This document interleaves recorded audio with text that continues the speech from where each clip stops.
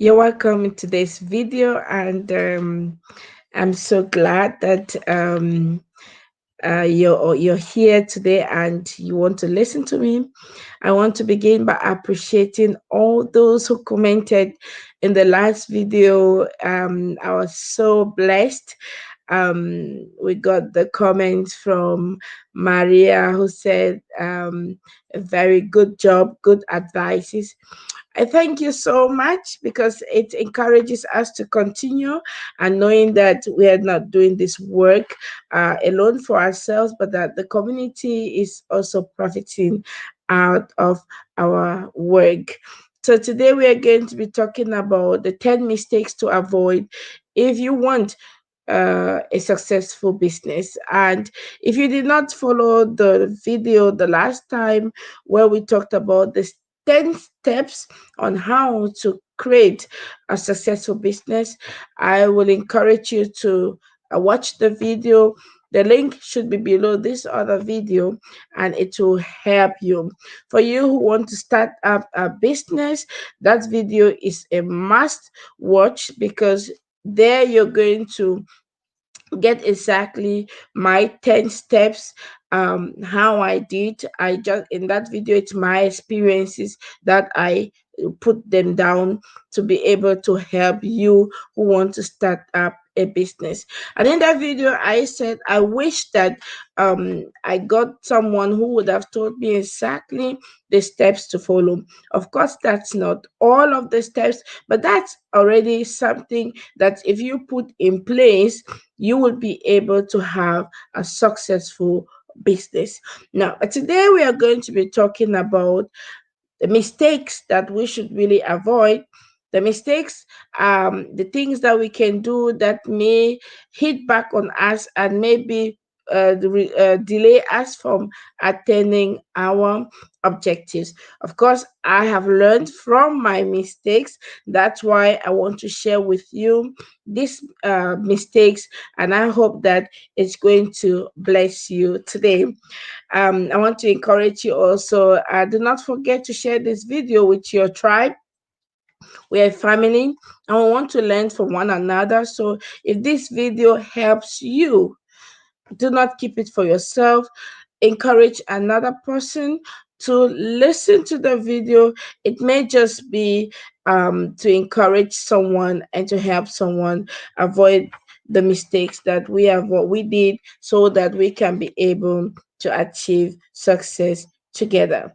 So these are my 10 mistakes you should avoid in order for you to have a successful and a good business. So the first mistake will be to one, lack of proper research. Lack of proper research is the very first mistake many young people who want to go into fail do. So they get into business, they're excited to the business. I like this one, I want to do this, I want to build a school, I want to help orphans, I want to build a kindergarten, I want to also have a farm. But unfortunately, they hardly sit down, we hardly sit down to calculate the cost of that business or that product or again the service. So let's take a typical example of someone who wants to offer services for women. Let's take the example in Germany for women in abusive relationships. How would you prepare adequately? The first thing to do is to have facts about your business. Have facts that talks about these women in abusive relationships. The second thing to do is to research about these women. Of course, you can have facts without having made good research, right? And then the third thing will be is to get statistics. Statistics will help you be able to apply even for funds. When you're applying for funds or you're wanting to talk to investors, you can be able to talk to them with statistics in your hands, right? And a very important thing that we forget most of the time is the laws that back up your work.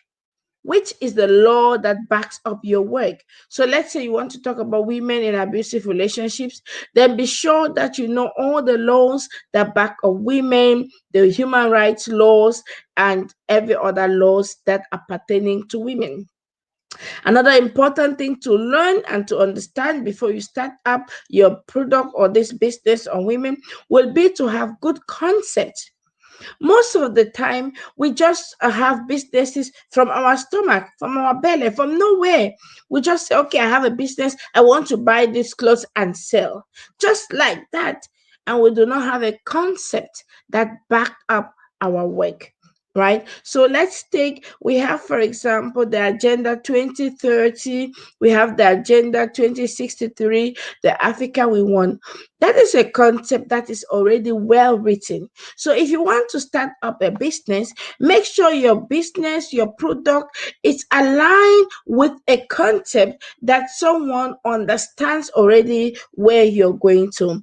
The two concepts I just mentioned are just an example for you to understand that there is a need for you to understand the concepts that are already on the ground. So you don't need to invent anything. You just only have to know them, and you can be able to prepare your work much better so that you can also have good investors who can come invest in your products, or you can have fun, get money from the government. And remember, anytime you get money from the government, that is money from the tax, and we who are paying taxes, right? So make sure you do a proper preparation, a proper research before you start your business or again your services, right? So mistake number two, unbalanced zeal. Ouch, I got into this. I remember I remember when I started the Sampon Social Service. Goodness, it was the very first organization in my where I was, and who was really dealing directly with migrants and especially the African migrants. So I was so zealous with this and full of passion. We know passion is good, but let it be balanced. Let it be balanced. Let it be balanced because in as much as your product, your service could be good, remember that there are other people who also are doing great stuffs already around you. So I fell into this unbalanced zeal because I thought I was doing something that no other person was doing in that community, in that environment. And so I would go when I was talking to the mayors or to other partners, I will be telling them, and I'll be so confident and sure of what I was saying. But unfortunately, I was wounding many people. I had people, there were people who were already doing works there. So they became forceful competitors. Now, if I came in those days and I said, oh, you're doing a great job, beautiful work. I only want to accompany you and support you to reach more of your targeted groups and to help you so that together we can solve this problem. I know that my work is just a small one to compare to what you're doing, but I recognize that you're doing something good and I just want to support. It would be different, it will be different. And every person would want to work with me and with you. The first 5 years when I began, I was so zealous, and I would think no one is doing this in my community, no one is doing this in my environment, and I was so zealous. But I forgot I was wounding people who were already doing not the same work, but a similar work whereby I could profit from them and learn from them, become partners with them, and it would have given me a more advantage. I would have been in a more advantageous position. You see, so it is good to be confident, but remember that you're not the first to start up anything, because nothing is new under this earth as for now. All right. So, mistake number 3 to avoid is being inflexible. If you remember the 10 go, that's why you have to go back to the 10 steps to read again how to proceed in doing your business. um I mentioned the fact that it is so important that we should be flexible. Why? Because when you start writing your concept, your plan, your business, and everything, and you're talking with your partners and you're talking with clients, then you will realize that there are some things that you had forgotten, not consciously. There are some points, important points, that you may have maybe not taken into consideration, and your client indirectly or directly gave you those informations. So do not neglect that. That's why being flexible in your ideas, in your project, in your business will help a lot to achieve much more results than being unflexible. I remember when after 5 years of really being working and working and working and not really seeing much result, I began asking questions, but what happened? And then I visited a very big organization, and they told me I have to change one sentence in my concept. And I took time to reflect, and I asked the question, if I do not change it, what happens? Of course, then we can work together. But if I change, what happens? Then we can work together, and then you have much more openings. Then I understood, wait a minute, it wasn't just for one group of people I was working. And so I opened up the concept of our institution, and it became an institution to support all migrants and not only the African migrants. At that point, I had facts, I had everything that could back up the work so that I could be able to be where we are today.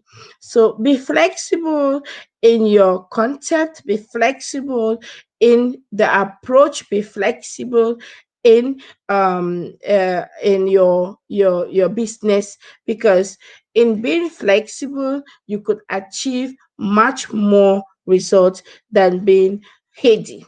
Okay, so mistake number 4 is the inability to network. The inability to network. I have heard of many people tell me, I don't want to join this group, I don't want to join that group, because I do not even know what I'm getting out of it, right? I said that to some years back, until I realized and discovered how to properly network. Then my conception changed. So it is important that we learn how to network. Now, each time you get into a network, you have to first of all have goals while you are going into that network. Without goals, you will get disappointed, because you may not see the reason for being there, because you don't have any goals, because you don't have any purpose, right? So it's important that each time you get into a network, because networking is important, don't forget, your network is your net worth. But I do not mean that you go gather together with the same kinds of people. No, I mean that you should strategically network with the people you know can be of support to you. Be purposeful, be conscious when you're networking. You understand that it is for business. Networking is not for friendship. I'm going to make friends here and there. You're going into a network because you want to do business, and therefore it is important to set already your goals. Let's take, for example, the different organizations, the networking organizations around you. The next time there is a meeting or there is a come together, go there. But when you're going there, write down your goals and be sure that you will activate the networking process by taking the first step to meet someone, some new people, and talking to them and telling them what you're doing and that you would like to work with them. And when you propose you like to work with them, don't be so stiff necked in your own thoughts of how you want to work with the people. No, everyone, you're all in different organizations and different institutions and different human beings, so we all have different interests. So that's why it's important to have your own interests cleared. You know what you want, and then it becomes easier for you to come to me to want to network with me. Okay. And if we understand how to network, life become very, very interesting, and we can have lots of possibilities, contracts, and our, of course, our finances too will increase. All right. So, and that takes us to the next mistake. Mistake number 5 is lack of mentors and coaches. Oh, this is a very difficult one. This is so difficult. And I came to realize why many people do not want to have coaches or mentors, because we don't want to account for what we are doing. We don't want to receive feedbacks and critical feedbacks for that matter. Now, if you do not have a mentor, I do not mean, for those who say Christians, I do not mean Jesus Christ. I did not mean only the mentors per audio. I did not mean the mentors only per books. We're talking about real physical mentors that you can go to them and hear them criticize what you are doing constructively to help you develop. And so, if you do not have such people, be sure you can't go much further, because each time you will have to work alone. And each time you're working alone, it is an indication that your personality, something is missing there, and you have to build that up.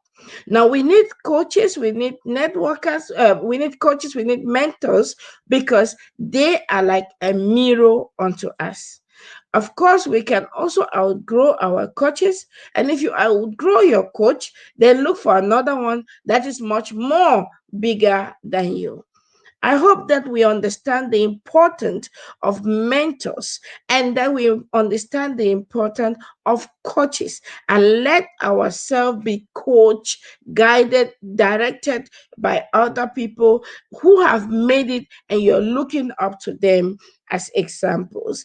And for you to be able to accept coaching and mentoring, then you must be humbled and you must be teachable. And I know many of us do not want to be teachable, and we don't want to change. That's why our businesses also are not moving forward.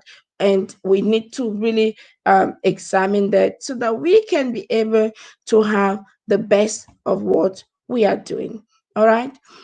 That takes us to mistake number 6. It is greed and doubtful character. Now, let me take an example here.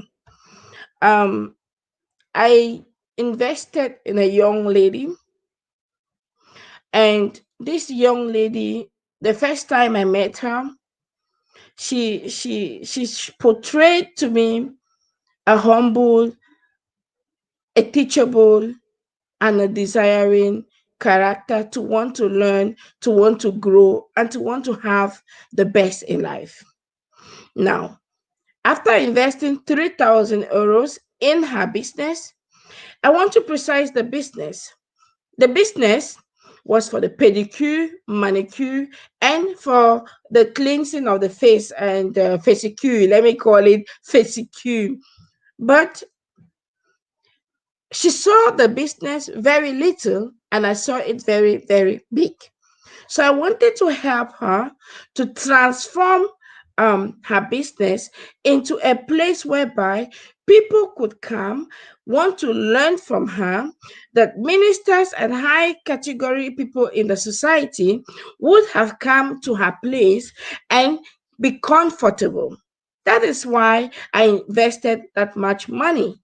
In non-normal circumstances, you will not invest that much money for pedicure and manicure. But greed and poor attitude and behavior destroyed somehow this relationship. After investing and after she was unable to give account, after she had portrayed a very, very bad behavior, she went further to say, by the way, my business is in my head.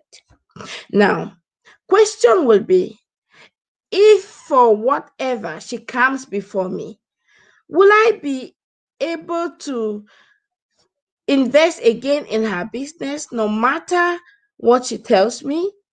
No. Why? Because she has proven that she is not trustworthy. She has proven that she doesn't have a character that you can work with. And that's why they say your attitude will determine how far you will go, your altitude.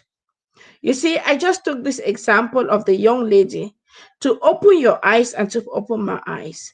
How you deal with people, the way you behave with people, the way you communicate with people will make people want to work with you or not want to work with you. It will make investors want to invest in your business or will make sponsors want to sponsor you. I hope that you really work on your character, work on your behavior, because that will determine how far you will go. And that takes me to the next mistake: pride and arrogance. Pride. Goodness. Pride is comes before a fall. I have heard that many times. But I tell you, pride will destroy you. You know what pride will do? Pride will make you not go ask for help when you need help. You know what pride will do? Pride will make you not beg your investor when you have to beg him or her. You know what pride will do? Pride will make you think he is not giving me air, he is not giving me food, he is not giving me water, and so I do not care. You know what pride will do? Pride is so dangerous. Arrogance and pride, they are brothers and sisters that will destroy you. Therefore, you have to work on your character. I have said it before and I'm saying it again. Every one of us needs help. You see, even the people that have all the monies on this earth, they still need help. What more of you and me who want to start up a business? Therefore, if you go the first time to someone to help you, do not think that you're the only one on that person's list. No, you're not the only one on that person's list. And therefore, you can go as many times as possible until you receive the help. By the way, you need help and not the other person. So let us put down ourselves, be humbled, and understand that this business you're wanting to build, it's not for you. It is for the generations. And therefore, you must learn to be humbled enough so you can be able to create a generational business that will influence the world and the future to come. For this, humbleness is important. Okay?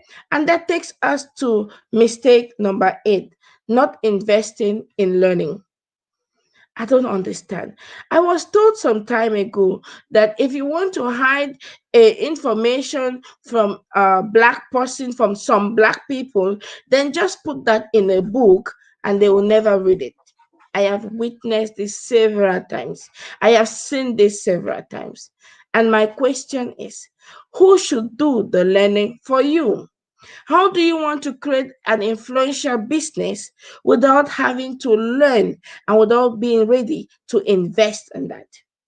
Many of us do not want to invest in going for trainings because we think we are going to go to Google and Mr. Google will give us information. But do you know that Mr. Google cannot give you all the details? And that's why it's important for you to invest in a course. Let me use this opportunity to invite you to invest in our upcoming program. The master's class that is coming up from the 17th of August to the 22nd of August will do you a lot of good. Come and let's learn together how to create a generational business.